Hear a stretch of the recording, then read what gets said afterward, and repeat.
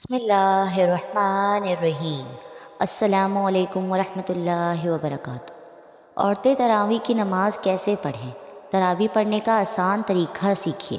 حضرت عائشہ صدیقہ رضی اللہ تعالیٰ عنہا فرماتی ہیں کہ رسول اللہ صلی اللہ علیہ وسلم نے رمضان کی رات مسجد میں نماز تراویح پڑھی۔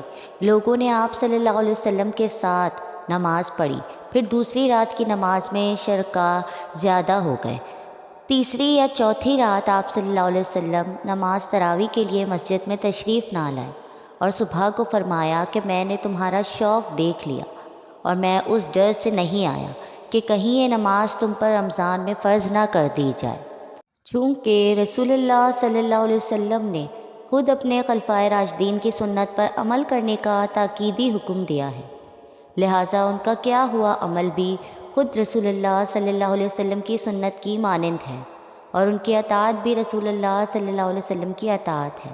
لہٰذا جب حضرت عمر رضی اللہ تعالیٰ عنہ، جو خود خلفائے راشدین عشرہ مبشرہ میں سے ایک اور بہت فضائل کے حامل ہیں، نے جلیل القدر فقہ صحابہ کرام رضی اللہ تعالیٰ عنہ کی موجودگی میں رمضان المبارک میں باجماعت تراویح کا اہتمام کروایا تو سب نے اس کی تحسین کی، کسی ایک نے بھی نکیر نہیں کی۔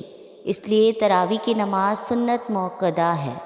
حضور صلی اللہ علیہ وسلم کے بعد سیدنا ابو بکر صدیق رضی اللہ تعالیٰ عنہ کے دور خلافت میں داخلی اور خارجی فتنوں کی کثرت اور مدت خلافت کی قلت کی بنا پر اس سنت عظیمہ کے قیام کا موقع نہ مل سکا، لیکن سیدنا عمر فاروق رضی اللہ تعالیٰ عنہ نے اپنے دور خلافت میں اس سنت کو، جو عرض کی بنا پر موقف تھی، لیکن اب وہ عرض چونکہ باقی نہیں رہا، جاری فرما دیا۔ حضرت عائشہ رضی اللہ تعالیٰ عنہ کی روایت میں ہے کہ ایک رات رسول اللہ صلی اللہ علیہ وسلم امام مسجد میں تشریف لائے اور نماز پڑھی۔ لوگوں نے بھی آپ کے ساتھ نماز پڑھی۔ ان نمازیوں نے صبح ہونے پر دوسرے لوگوں کو بھی بتایا تو دوسری رات مجمع بہت بڑھ گیا، تو ان حضرت صلی اللہ علیہ وسلم کے ساتھ لوگوں نے نماز ادا کی۔ تیسری رات باتیں سن کر لوگ بہت اکٹھے ہو گئے، حتیٰ کہ مسجد کی تنگ و امانی ظاہر ہونے لگی۔ اس شب صبح کی نماز سے فارغ ہو کر ان حضرت صلی اللہ علیہ وسلم نے لوگوں سے متوجہ ہو کر ارشاد فرمایا کہ میں خطرہ محسوس کرتا ہوں کہ کہیں تم پر نماز فرض نہ کر دی جائے اور پھر تم اسے پڑھ نہ سکو گے۔ تراویح کی نماز جس طرح مردوں کے لیے پڑھنا ضروری ہے، اسی طرح عورتوں کے لیے بھی اس نماز کو پڑھنا ضروری ہے۔ بہت سی خواتین اس غلط فہمی کا شکار ہوتی ہیں، وہ یہ سمجھتی ہیں کہ شاید تراویح کی نماز صرف مردوں کے لیے پڑھنا ضروری ہے، عورتوں کے لیے اس نماز کو پڑھنا ضروری نہیں، حالانکہ بہت ضروری ہے۔ یہ بہت بڑی غلط فہمی ہے۔ یاد رکھیے کہ تراویح کی نماز سنت موقودہ ہے، بغیر کسی شرعی عذر کے اس کو چھوڑیں گے تو گنہگار ہوں گے۔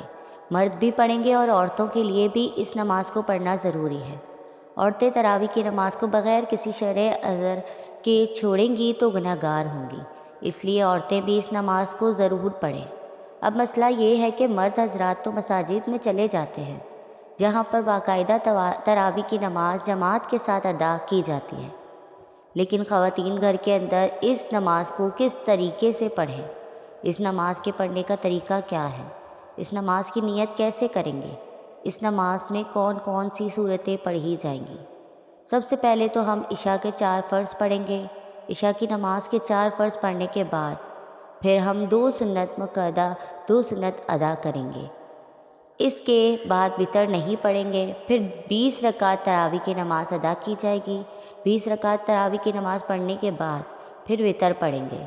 4 فرض پڑھ لیے، 2 سنت پڑھ لی، پھر اس کے بعد 20 رکعت تراویح کی نماز ہے اور وہ 2 رکعت کر کے پڑھی جائے گی، یعنی 2 رکعت پڑھ کر سلام پھیر دیں گے۔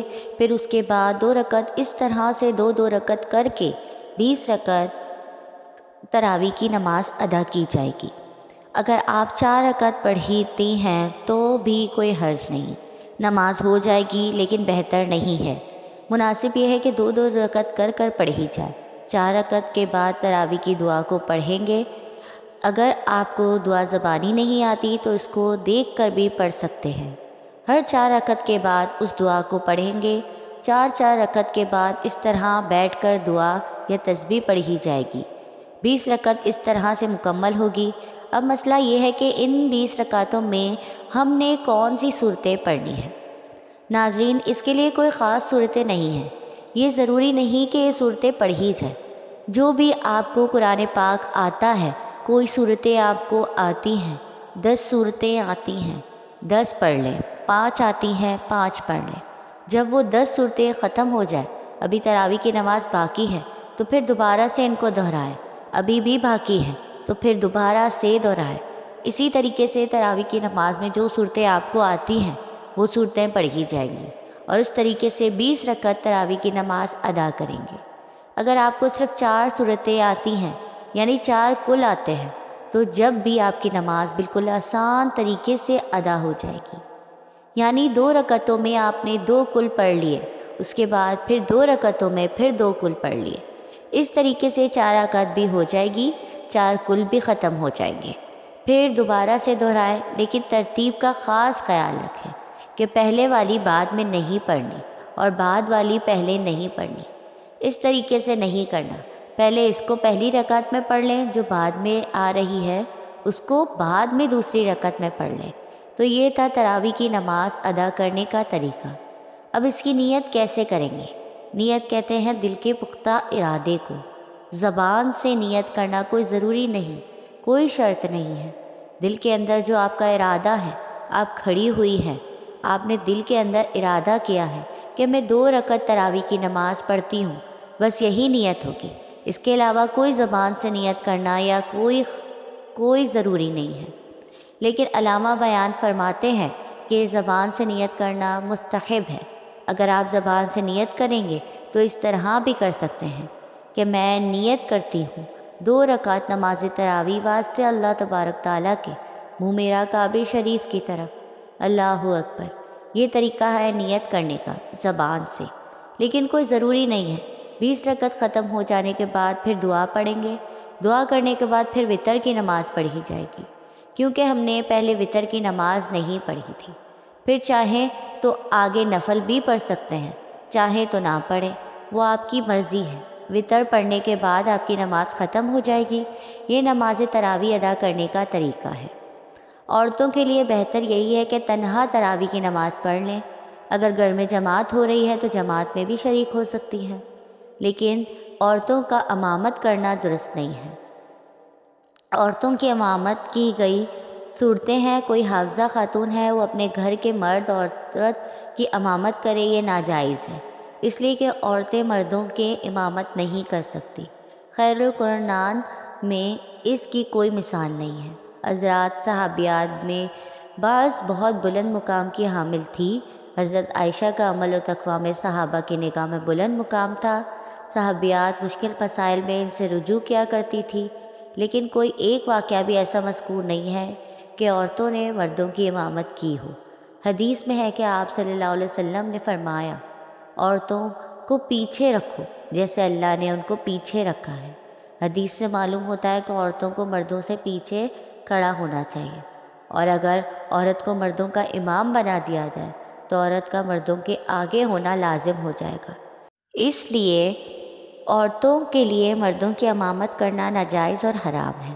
موجودہ حالات میں بعض لوگوں نے یہ بھی سوال کیا ہے کہ گھر میں حافظہ عورت ہے اور مردوں میں کوئی بھی امامت کرنے والا اہل نہیں ہے، اور یا مرد کو زیادہ قرآن یاد نہیں ہے، تو کیا عورت اپنی محرم مردوں کی امامت کر سکتی ہے؟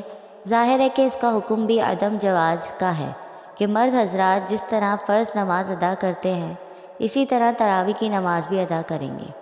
دعا ہے کہ اللہ پاک ہم سب کو دین کی سمجھ عطا فرمائے، آمین یا رب العالمین۔